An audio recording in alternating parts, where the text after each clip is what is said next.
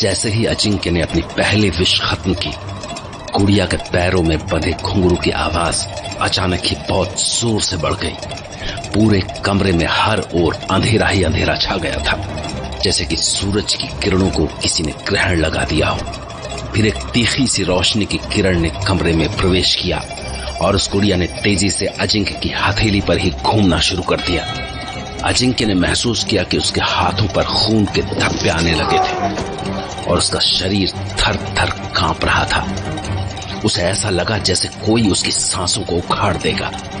और फिर उसने एक आखिरी कोशिश की जिससे वो गुड़िया उसके हाथों से छूट जाए, पर घुंघरू की आवाज इतनी तेज हो चुकी थी कि अजिंक्य पूरी तरह सुन्न पड़ गया। और फिर वो गुड़िया उसके हाथों से अपने आप ही छूटकर कमरे में ही दूर जा गिरी। फिर एक गहरी खामोशी और सब कुछ पहले की ही तरह शांत और सामान्य हो गया। अजिंक्य, क्या हुआ तुम्हें? उठो बेटा, उठो। मम्मी, क्या हुआ मम्मी? मुझे कुछ समझ नहीं आया। विश पूरी हो गई क्या? कहाँ पर है पैसे? और ये मेरे हाथों पर क्या है? खून, ये किसका है? और वो डॉल, वो कहाँ गई? बेटा पहले उठो, चलो चलो बिस्तर पर बैठो। पहले ये लो पानी। अभी ठीक हो ना? हाँ मम्मी, मैं ठीक हूँ, लेकिन हुआ क्या है यहाँ पर? कुछ भी नहीं हुआ, बस तुम अचानक से जमीन पर गिर पड़े और कोई पैसे भी नहीं आए। तुमने गुड़िया पूरी तरह से भर दी थी ना, शायद इसीलिए हाथ से छूट कर गिर गई। और ये घुंघरू तुम्हारे हाथों में ही रह गए। चलो छोड़ो अब इसे और ऑफिस जाने की तैयारी करो, कोई फायदा नहीं है इन सबका।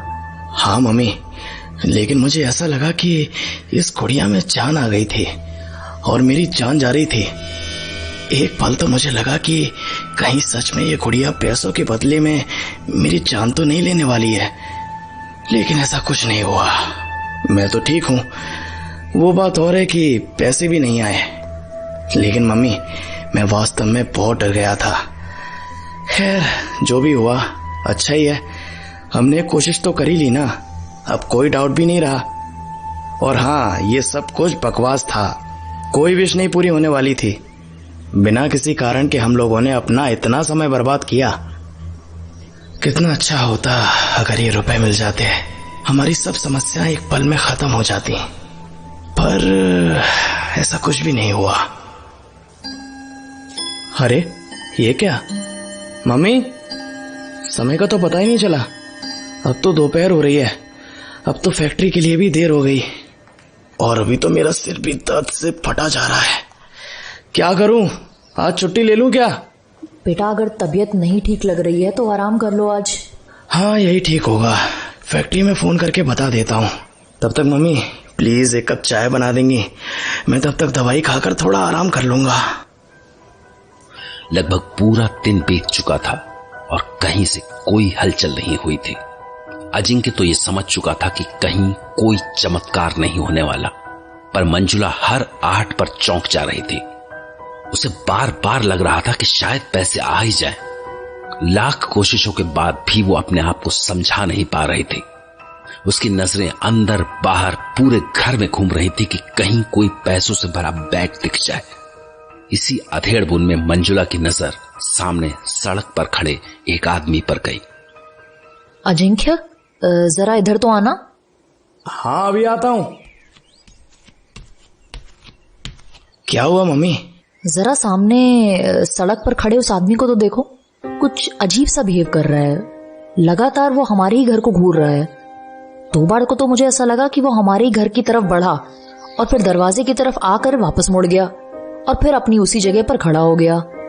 मम्मी मुझे चेहरा तो दिख ही नहीं रहा है यहाँ से। और मम्मी होगा कोई, क्या पता किसी का इंतजार कर रहा हो, हमें क्या करना। और अगर उसे हमारे घर आना ही होगा तो आ जाएगा। अब छोड़िए उसको और ये बताइए कि पापा कब तक आएंगे? अब तो शाम हो रही है, अभी तक पापा फैक्ट्री में ही है क्या? लगता है आज तो पीएफ के पैसे लेकर ही आएंगे। चलो सही है, 1 करोड़ ना सही, कम से कम पीएफ के पैसे तो मिल ही रहे हैं। हाँ आ ही रहे होंगे, मैंने फोन किया था दोपहर में, उठाया ही नहीं, लेकिन अभी दोबारा कर लेती हूँ।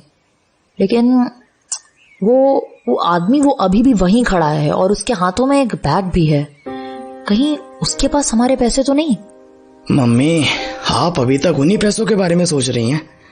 भूल जाइए उन पैसों को। और वैसे भी जिंदगी में ऐसे मैजिक नहीं होते हैं। मैंने तो बस आप लोगों के कहने पर सिर्फ एक बार कोशिश की थी। कल जब फैक्ट्री जाऊंगा तो रास्ते में ही कहीं इस गुड़िया को छोड़ दूंगा। उदास और परेशान मंजुला अपने कमरे की ओर बढ़ी थी कि तभी सड़क पर खड़े आदमी ने मंजुला के घर की तरफ अपने कदम बढ़ाए और दरवाजे पर पहुंचकर हाथ के इशारे से मंजुला को बुलाया। जी, आप कौन? ये परिहान जी और अजिंक्य का ही घर है ना? हाँ, मैं परिहान की वाइफ हूँ। अजिंक्य मेरा ही बेटा है। आपको किससे मिलना है? मैं अंदर आ सकता हूँ? हाँ, लेकिन आपने बताया नहीं। कौन है आप और किससे मिलना है? मैं अजिंक्य की फैक्ट्री में ही काम करता हूँ, HR डिपार्टमेंट में। आज अजिंक्य ऑफिस नहीं आया। कहाँ है वो? मैं उससे मिल सकता हूँ क्या? हाँ हाँ, क्यों नहीं, आप बैठिए। उसकी तबीयत थोड़ी खराब थी इसलिए आज ऑफिस नहीं आ पाया। मैं अभी उसे बुला देती हूँ। अजिंक्य, देखो तुम्हारी फैक्ट्री से कोई तुमसे मिलने आया है, जल्दी बाहर आओ। कौन आया मम्मी? अरे सर, आप खड़ी क्यों है सर? आप बैठिए ना। हाँ सर, बताइए, कोई खास काम?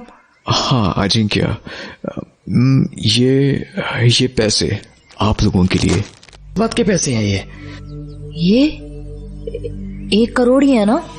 हाँ मैम, पूरे 1 करोड़ है। लेकिन सर, ये आप हमें क्यों दे रहे हैं? ये जरूर वो विश वाले पैसे ही हैं। इसका मतलब हमारी विश पूरी हो गई। अजिंक्य, मैं अभी परिहान को फोन करके बताती हूँ। Mummy 1 minute. पर सर, इतने सारे पैसे आप हमारे लिए क्यों लाए हैं? कोई तो कारण होगा ना? ये परिहान जी के PF के पैसे हैं और लेकिन PF की इतनी बड़ी रकम तो नहीं थी। जहां तक मुझे पता है वो तो लगभग सिर्फ 1 लाख के आसपास ही थी। हाँ, वो और पैसे तो वो परिहान जी आज हमारी फैक्ट्री में आए थे PF के पैसों के लिए। लेकिन अचानक ही मैन्युफैक्चरिंग डिपार्टमेंट से निकलते वक्त उनकी आधी बॉडी सक्शन मशीन के अंदर आ गई। मशीन में शायद कोई खराबी थी जिसे ठीक करने का काम किया जा रहा है। और परिहान जी की वहां ये रुपए डायरेक्टर सर ने कॉम्पनसेशन के रूप में भेजे हैं। We are very sorry. क्या? नहीं, परिहान, ये क्या हो गया? हे भगवान, ये क्या कर दिया आपने? क्या कर दिया आपने? पापा, हे भगवान, क्या कर दिया परिहान? अजिंक्य, ये पैसे वापस कर दो। नहीं चाहिए हमें। अब इन पैसों का क्या करूंगी मैं? अगर परिहान ही नहीं रहे, इन्हें वापस कर दो और परिहान को बुला लाओ। अगर जरूरी हो तो मेरी जान ले लो, लेकिन परिहान तुम वापस आ जाओ प्लीज। मम्मी प्लीज संभालो अपने आप को। मैं अभी फैक्ट्री जाके देखता हूँ पापा को। लेकिन देखा ना, मुझे पहले से ही पता था कि अगर पैसे आए तो कुछ बहुत बुरा ही होगा। और बस ये नहीं समझ पाया कि किसी की जान भी जा सकती है, और वो भी पापा की। ऐसा तो कभी सोचा भी नहीं था। नहीं तो मैं स्टॉल से कभी कुछ मांगने की कोशिश भी नहीं करता, फिर चाहे आप या पापा कितना ही जोर क्यों ना लगा देते। और अभी तो मुझे कुछ समझ में भी नहीं आ रहा है कि मैं क्या करूं, कैसे करूं। सारी गलती मेरी है। मुझे पापा की बात माननी नहीं चाहिए थी। पापा।